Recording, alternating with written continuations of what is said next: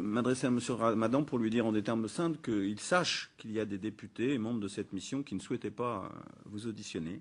Et je voudrais vous dire en quelques mots simples et aussi courtois que possible pourquoi. Tout simplement parce que la somme de vos doubles discours, auxquels faisait allusion gentiment Éric Raoult à l'instant, d'ensemble de contre-vérités, de falsifications et de manipulations, est telle que votre crédibilité en France et en Europe, je pense, est très sérieusement en perte de vitesse et qu'il y a de moins en moins de gens pour vous accorder quelques crédits intellectuels, que ce soit votre seul talent, s'il y en a un, est effectivement d'enrober d'un discours enjôleur des points qui sont positions plus fondamentalistes et plus inacceptables.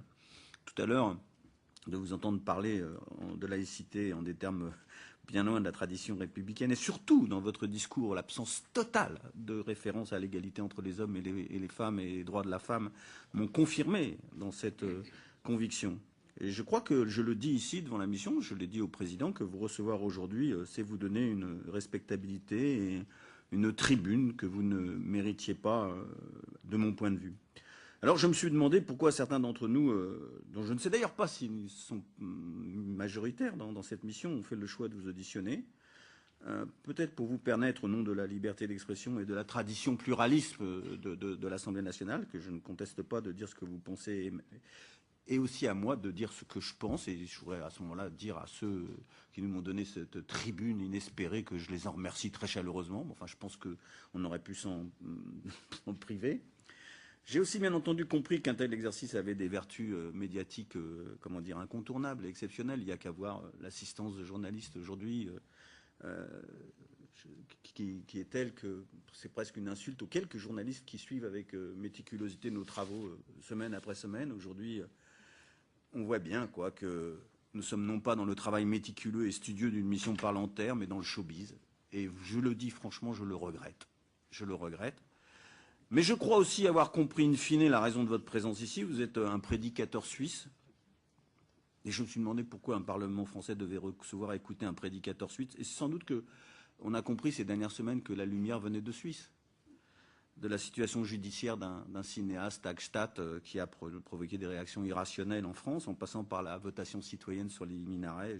L'exemple suisse et ses conséquences ici nous montre, en tout cas j'en suis convaincu, que la démocratie française est bien malade. Je suis un peu, enfin pas vraiment, surpris de votre intervention, mais vous déterminez, monsieur, le fait que je viens de Suisse, que la lumière vient de Suisse. J'ai été invité avant le vote de dimanche, donc la lumière s'est faite après, si c'est cette lumière que vous perceviez. Et de dire la falsification de mes citations, j'aimerais bien savoir, monsieur, au bout du compte, combien de mes ouvrages vous avez lus et combien de mes interventions vous avez suivies.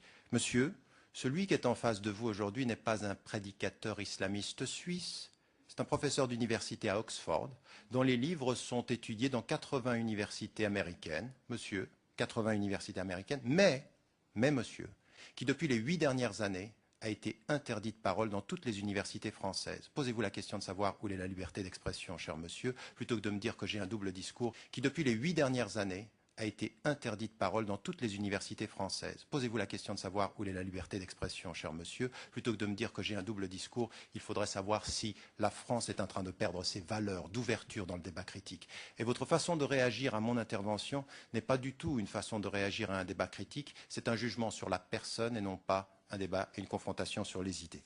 Donc je réponds, cher monsieur, à votre intervention que j'espère, non, que la lumière, cette dernière lumière ne viendra pas de Suisse, qu'il y aura vraiment un véritable réveil. Vous savez ce que j'espère pour la France, monsieur, parce qu'on m'a posé la question de savoir un jour si j'aimais la France. J'aime la France de sa tradition et de ses valeurs quand elle est en cohérence avec elle-même, mais non pas pour un discours qui trahit ses valeurs au nom de simplifications comme celle que je viens d'entendre. Votre jugement sur la personne m'impose de ne même pas vous répondre.